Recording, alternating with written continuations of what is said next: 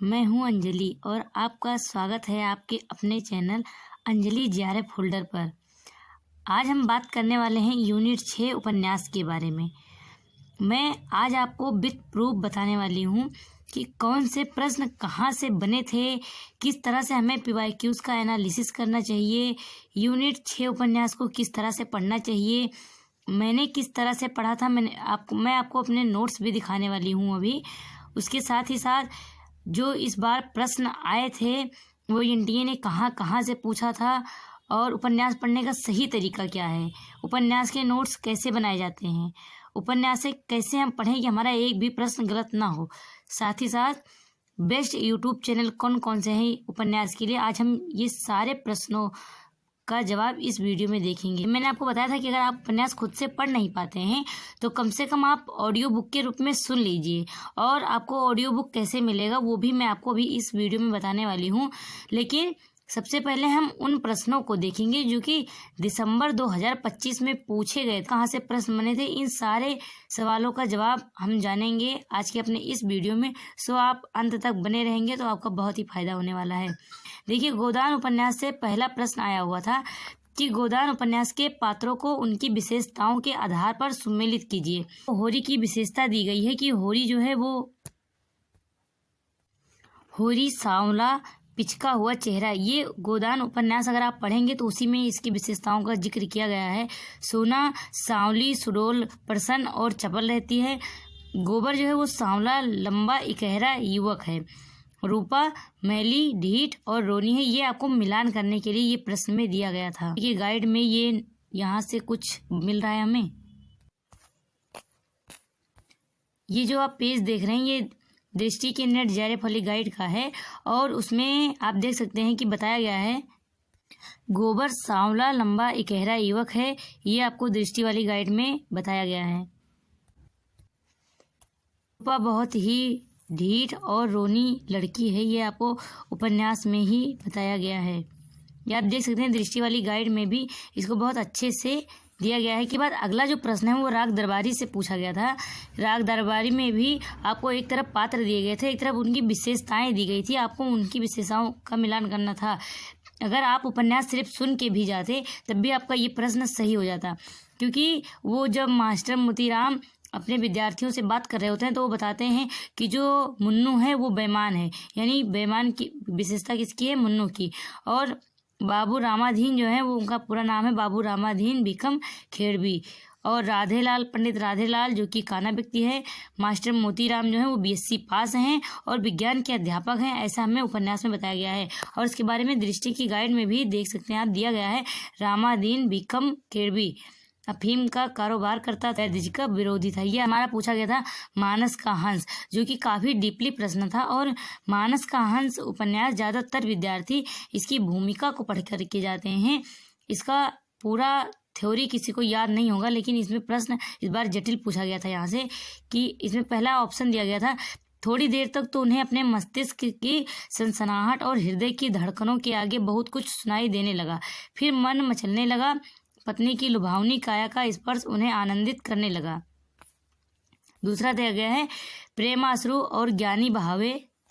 अरे भरी जवानी में हमारी दुई दुई पत्नियां मरी, और कैसी रही कि रस की गगरियां मदन मोहिनी, जिन पर आठों पहर हम प्रेम से अपने प्राण न्यौछावर करते रहे, पर हम एक ही आंसू न बहाए।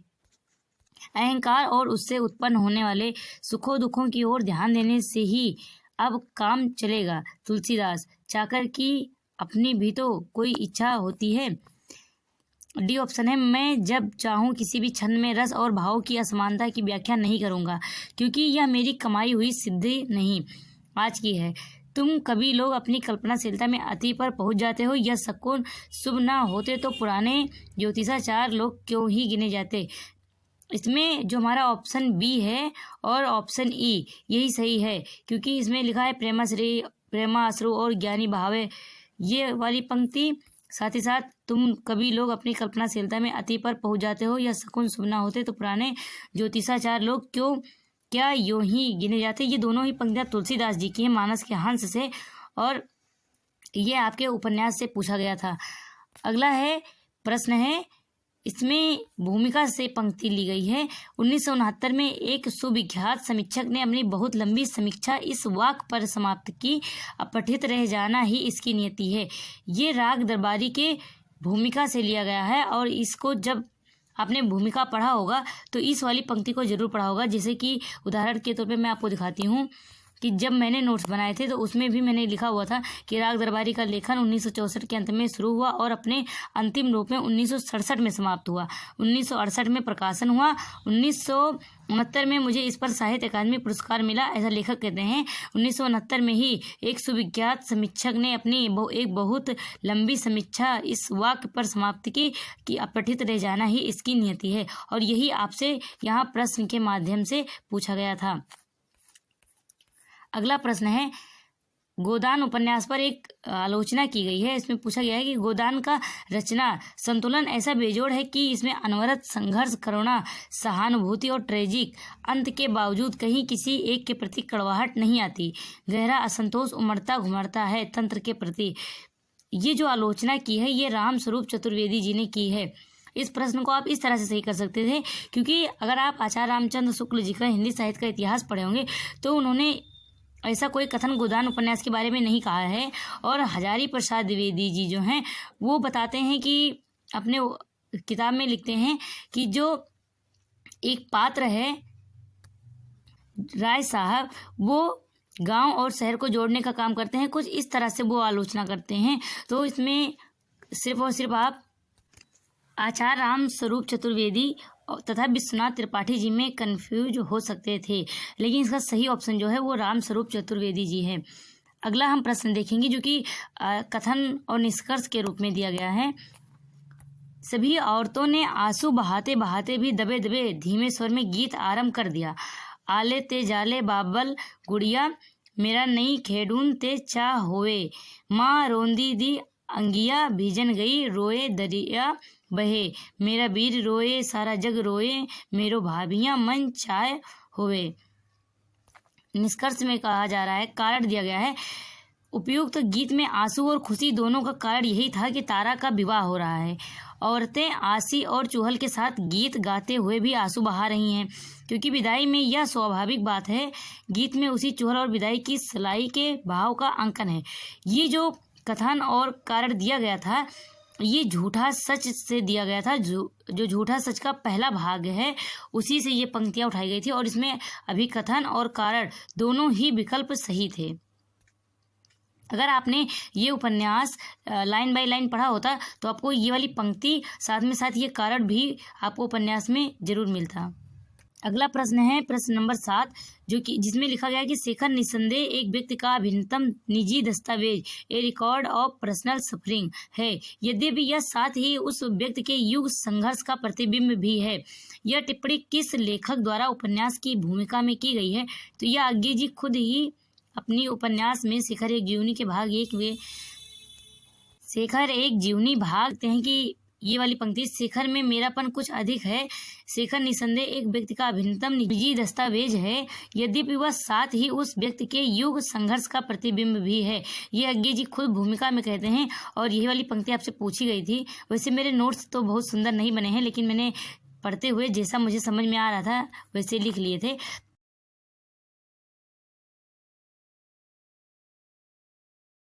अगर आप YouTube की सहायता से उपन्यास पढ़ना चाहते हैं तो आप किस तरह से पढ़ेंगे ये मैं आपको बताती हूँ।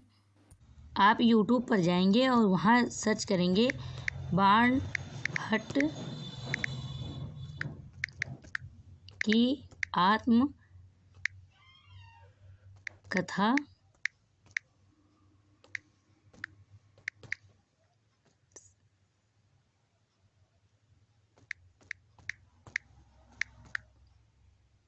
संपूर्ण वाचन, और इस तरह से जहाँ भी आपको मिल जाए, आप जहाँ से भी पढ़ना चाहें आप आएंगे और अपना ढूंढ के आप पढ़ सकते हैं। जैसे कि मैंने तो ये इनकी क्लास से पढ़ा हुआ था। इसमें ये बाणभट्ट की आत्मकथा उपन्यास हो, उसको गोदान ऑडियो बुक जैसे मैंने डाला, और अब आपके सामने बहुत सारे ऑडियो बुक आ जाएंगे, आप जिससे भी पढ़ना चाहें पढ़ सकते हैं। उपन्यास हो, उसको गोदान ऑडियो बुक जैसे मैंने डाला, और अब आपके सामने बहुत सारे ऑडियो बुक आ जाएंगे, आप जिससे भी पढ़ना चाहें पढ़ सकते हैं। उपन्यास हो, उसको गोदान उपन्यास में पढ़ते समय जितने भी पात्र आते हैं, आपको सारे पात्रों के नाम आपको याद रखने हैं। उन पात्र की जो विशेषताएं दी गई हैं आपको याद करनी है। और सबसे महत्वपूर्ण बात, आपको सभी उपन्यास की भूमिकाओं को पढ़ के जाना है, क्योंकि अगर इस बार 2 उपन्यास की भूमिका से क्वेश्चन पूछा गया है तो इसके पहले अगर आप देखेंगे तब भी भूमिका से क्वेश्चन बना था, और हर साल भूमिका से प्रश्न बनते ही बनते हैं। तो आप किसी भी उपन्यास की भूमिका को छोड़ करके नहीं जा सकते हैं। उसके बाद सभी उपन्यास को भी आपको लाइन बाय लाइन पढ़ना पड़ेगा।